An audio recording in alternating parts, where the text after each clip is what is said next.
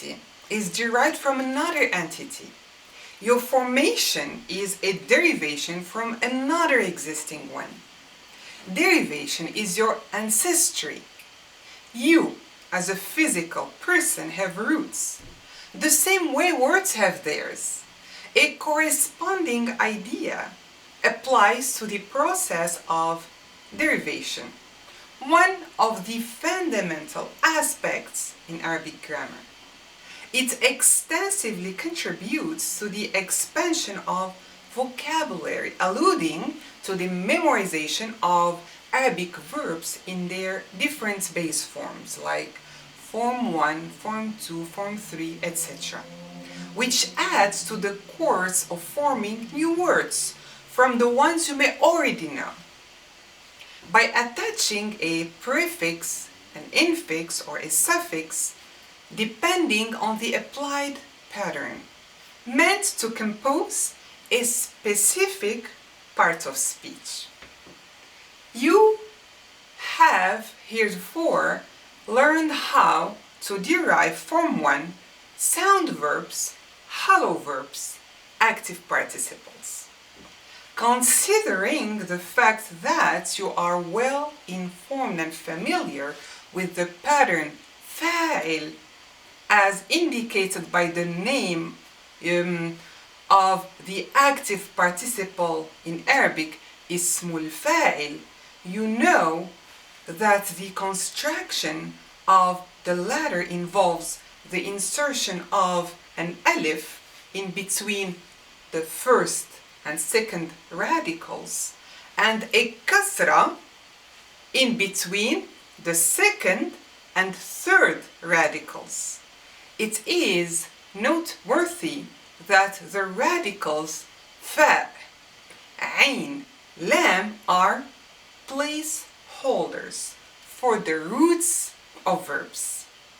Today we will be dealing with assimilated verbs, al-fi'lu al-mithal, whose first radical is either a waw or a ya.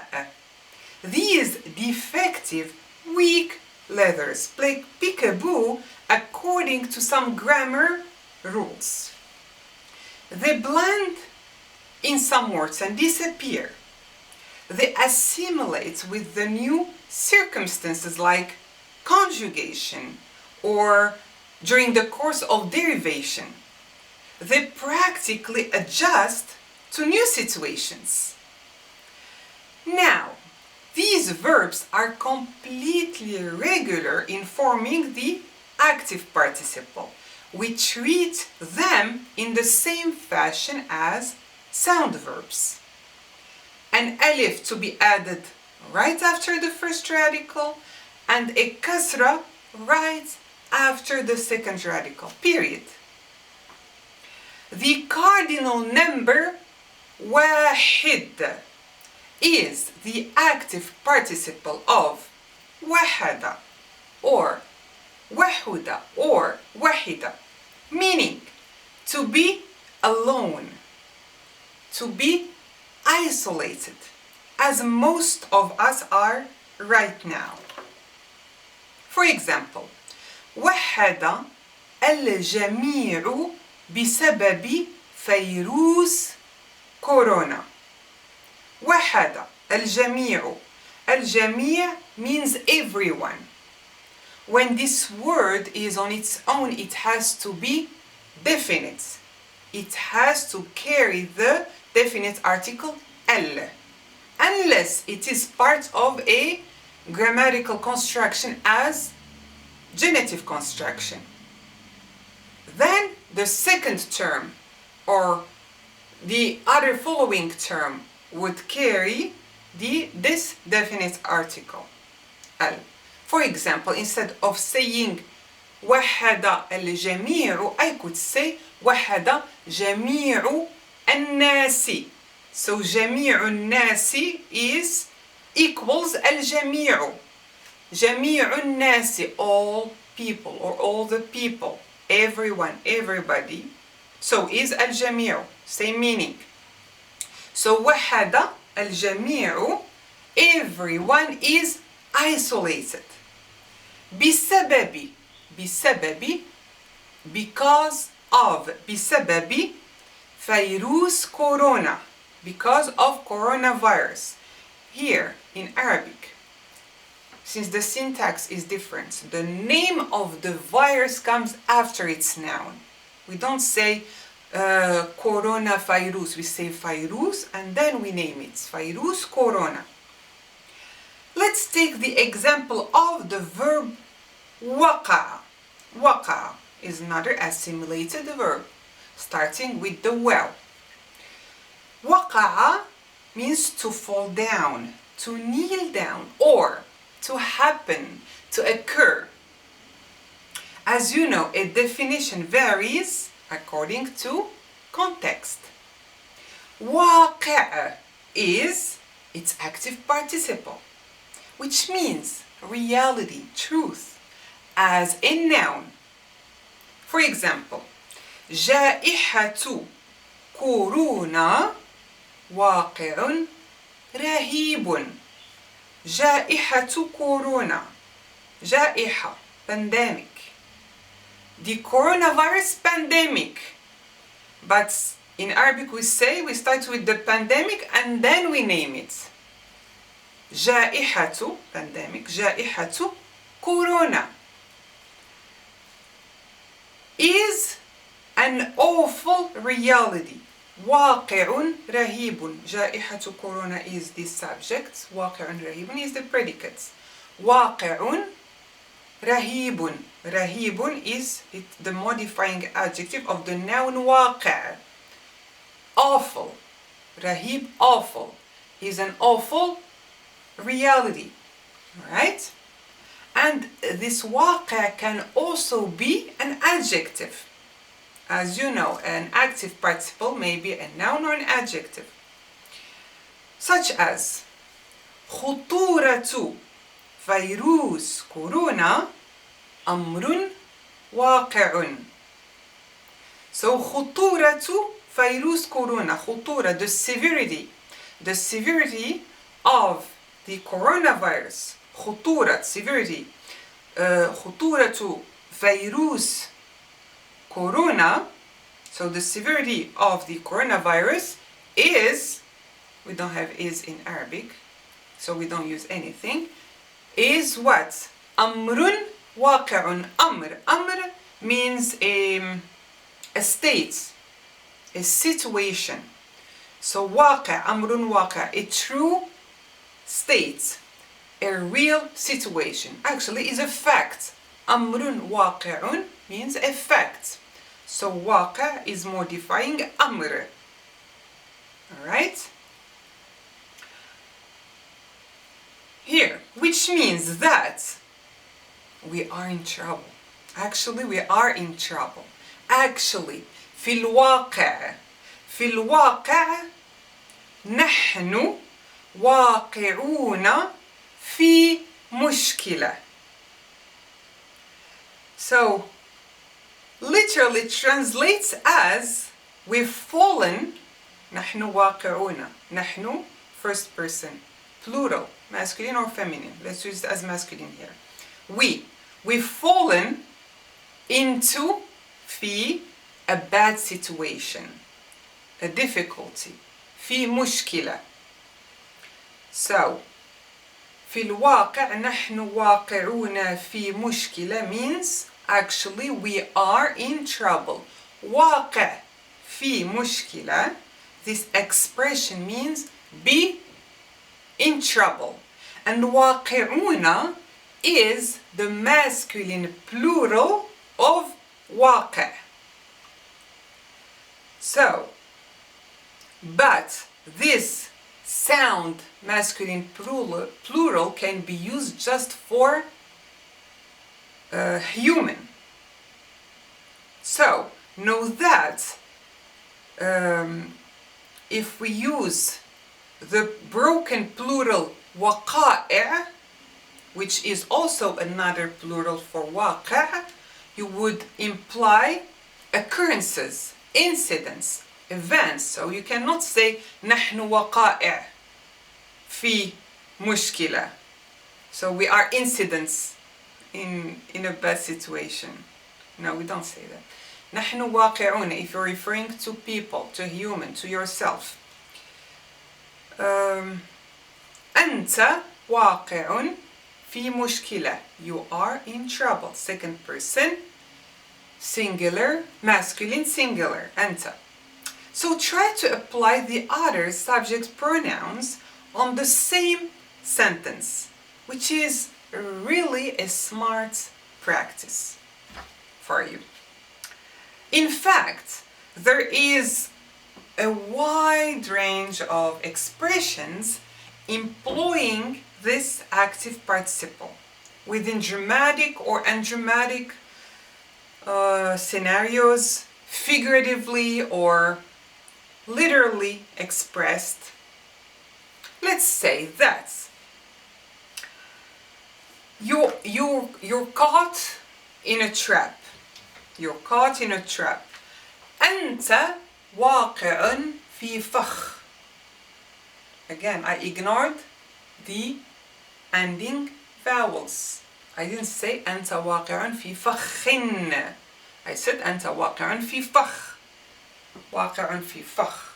Be caught in a trap. Let's say you are in love. أنت واقع في الحب. Or أنت واقع في الغرام. واقع في الحب واقع في الغرام. Let's say you are at fault or you're wrong. أنت واقع في الخطأ. أنت واقع في الخطأ. What about shifting time back to the past with واقع? That would necessitate the help of كان, conjugated in the past, to say كان واقعا في مشكلة. He was in trouble, but not now. كنت واقعا في مشكلة. You were in trouble, but not now. كنت واقعا في فخ. You were caught in a trap. كانت واقعة في فخ. Using the feminine marker تاء. هي. Third person, feminine, singular. She. كانت. كانت is conjugated with the subject pronoun هي. كانت. This active participle may also suggest location. For example, مسكني. مسكني. مسكن means home. It's another word for منزل or بيت. So مسكني and the possessive pronoun يا referring to my home. مسكني واقع في Los Angeles. My house is واقع located in Los Angeles. So واقع في may mean located in or located at. مسكني واقع في Los Angeles. Let's look for more examples if you're willing to stick with me for longer, if you're not bored yet. وارث is the active participle of ورث. ورث, to inherit. Inheritor. وارث. يابس.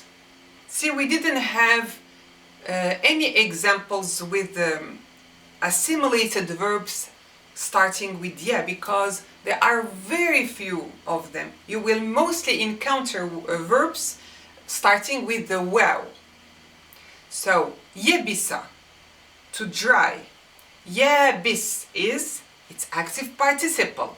يابس means dry, arid. And its feminine form, the noun, not the adjective. The adjective يابسة, it means the same thing, dry, when you describe something as dry or arid. But the noun يابسة means earth, dry land, ground, as opposed to ماء, water. ولد, ولد from the root واو, لام, دال, meaning to bear, to give birth, to beget. The question, where were you born? Where were you born is commonly asked. Where? أين?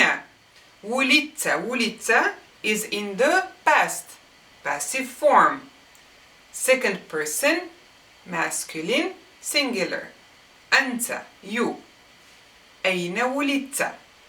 And you would answer ولدت, I was born, في in, and you give the name of the city. ولدت في, alright? And obviously, your parents are involved in your birth. Thus, these two entities are the active participles of the action verb ولد. That is to say, the active participle is والد, the masculine noun والد, father, parent, and its female equivalent is والدة. The dual form in the nominative is والدان, parents, mother and father. And in the accusative and genitive, والدين. And these dual forms, and if they are part of a grammatical construction as idafa, we would have to cancel the noon. For example, the parents of Karim. والدا كريم. So we keep the alif in the nominative of the dual and we drop the noon. والدا كريم. Karim is a male given name. So the parents of Karim. And for the accusative and genitive we would say والدي كريم. So the noon is gone within this construction, the genitive construction والدي كريم. The sound masculine plural of والد is والدون, والدون, and the feminine is والدات. Now, let's examine through this passage the usage of active participles. أنا واقفة أمام الكاميرا. واقفة is the active participle of the verb وقف, to stand, and the feminine form of واقف. And the final sound of words ending with the feminine marker ta is a, واقفة, which is the sound of the preceding short vowel فتحة. أنا واقفة. I am standing in front of the camera. Arabic-speaking people mostly would disregard the ending short vowels for a relaxed speech and do so to sound like native speakers. I could say, or you could hear أنا واقفة or أنا واقفة.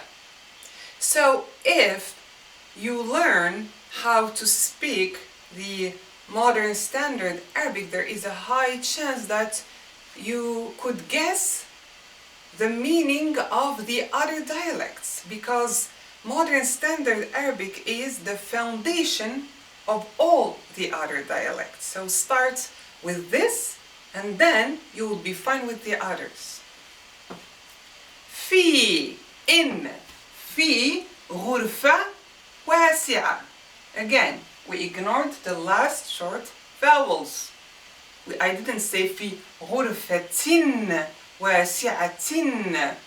It's time consuming to stress every single ending. So, just let's take it easy. في غرفة واسعة. In a spacious room. واسعة. Spacious room is the active participle of the verb وسع. لي, the preposition لي is answering something. Like when you say لماذا, why? Why am I standing here in front of the camera? لماذا, why? So you keep the lam of لماذا to introduce the explanation. لي شرحي plus the verbal noun شرح. The verbal noun of شرح, to explain. لشرح درس واضح, or لشرح درس واضح. So instead of saying أنا واقفة أمام الكاميرا في غرفة واسعة لشرح درس واضح, I could say أنا واقفة أمام الكاميرا في غرفة واسعة لشرح درس واضح, أو لشرح درس واضح. So, لشرح, to explain. I could use, instead of the verbal noun شرح, a conjugated verb. لأشرح. لأشرح. لأشرح is the verb شرح in the present, first person, singular, أنا, and because it is preceded by the preposition لي, it's gonna be in the accusative with the فتحة. لأشرح. درس واضح, a clear lesson. A clear lesson. So واضح is the active participle of وضح. وضح, to be clear. بأمثلة. See, I ignored the feminine marker and pronounced just the lam with its فتحة. بأمثلة. بأمثلة, with examples. What kind of examples? Here we have the modifying adjective that comes after the noun, opposed to English syntax. So بأمثلة وافرة, with abundant examples. Abundant examples. وافرة is the active participle of وفر. عن اسم الفاعل, about the active participle. اسم الفاعل, عن اسم الفاعل. and وأنا واثقة. وأنا واثقة, and I am confident. أنا واثقة. أنا واقفة, I am standing. أنا واثقة, I am confident. And this word is construed with the preposition من. So when you use واثق, be sure that it is followed by the preposition من. واثقة من, and I am confident of. فهمكم. فهم is the verbal noun of فهم. فهم is to understand. فهم, understanding. I am confident of your understanding, because of the enclitic form of أنتم, second person, masculine plural, you. kum is an object pronoun, referring to your understanding. فهمكم, your understanding. فهمكم موضوع اليوم. So here we have a long إضافة. Noun plus noun plus noun. Alright? So, فهمكم, so of your understanding of today's topic. موضوع اليوم. See, we are ignoring all the last short vowels. من فهمكم, here when you have a sukun, it's already like nothing. So, من فهمكم موضوع, as if I put another sukun. When you ignore a short vowel, instead you would be pronouncing a sukun, like موضوع اليوم. من فهمكم موضوع اليوم, أو من فهمكم موضوع اليوم. بسهولة, بسهولة, with ease. بسهولة, with. B stands for with. بأمثلة, with examples. بسهولة, with ease. واجبكم المنزلي. What is this? واجب منزلي means a homework. A homework. واجب منزلي. واجبكم, فهمكم. It means that I am talking about your homework. واجب is like a duty, a job that you have to do. منزلي is relating to home. منزل is home, but when you attach this emphasized ya, it means that it is relating to home. Your, second person, masculine plural. Your homework. واجبكم المنزلي. مراجعة.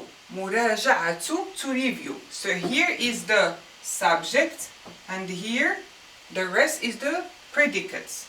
It's gonna be in the nominative case with the dhamma, and the predicates also will have the same case. مراجعة. مراجعة. مراجعة means review.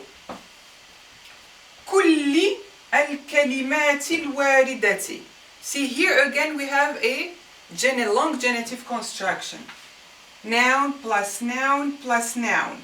So the following nouns in this construction will be in the genitive case with the sign of kasra. Alright, and this is the modifying adjective of this noun. So, and your homework is reviewing muraja'a. Muraja'a is the verbal noun of raja'a, to review. All, kulli, all the words, al-warida, all the mentioned words. Warida. Warida is the active participle of warada. So, the mentioned words. And since this, as I mentioned many times before, the modifier, if the adjective is modifying an inanimate object, a plural inanimate object is gonna be feminine singular. Alright? So كل الكلمات, all words, all the mentioned words, because this is a definite idafa. Since the last term is, this is the last term, since this is a modifying adjective. The last term is definite with the definite article al.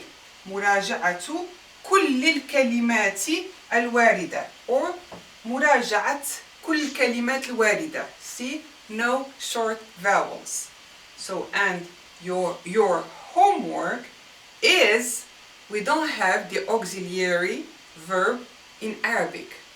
There is no helping word, verb, the verb to be. That's why we don't use anything between the subject and the predicate. Or you may use a pronoun of separation, which is redundant. I could say وواجبك المنزلي هو. Since wajib manzili is masculine singular, a homework. هو. هو is the subject pronoun referring to the third person masculine singular. هو مراجعة كل الكلمات الواردة. So, and your homework is reviewing all the words mentioned where? In the text. في النص. This text. في النص. في النص. Here we have parallelism. So whatever grammar was applied to the first sentence would have to be applied on the second one because of parallelism.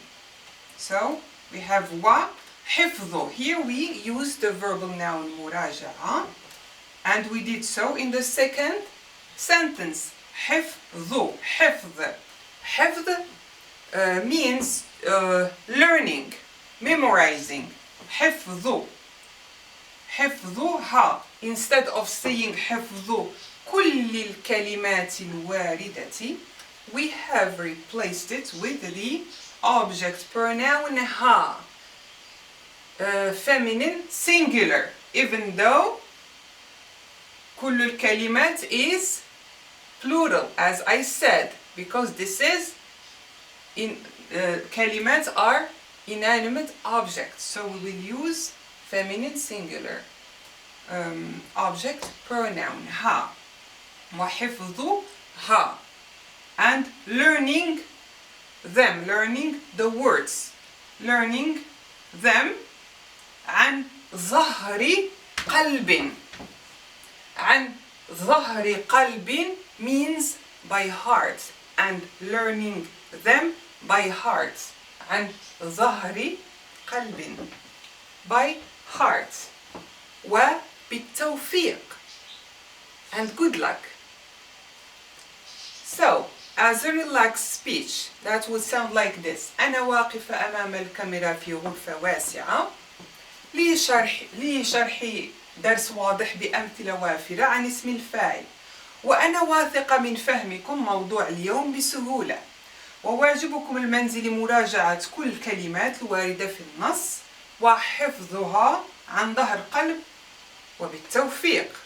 Or أنا واقفة أمام الكاميرا في غرفة واسعة لشرح درس واضح بأمثلة وافرة عن اسم الفاعل، وأنا واثقة من فهمكم موضوع اليوم بسهولة، وواجبكم المنزلي مراجعة كل الكلمات الواردة في النص وحفظها عن ظهر قلب وبالتوفيق. It's too long, so try to practice both ways, over and over and over, for a faster pace. Good luck.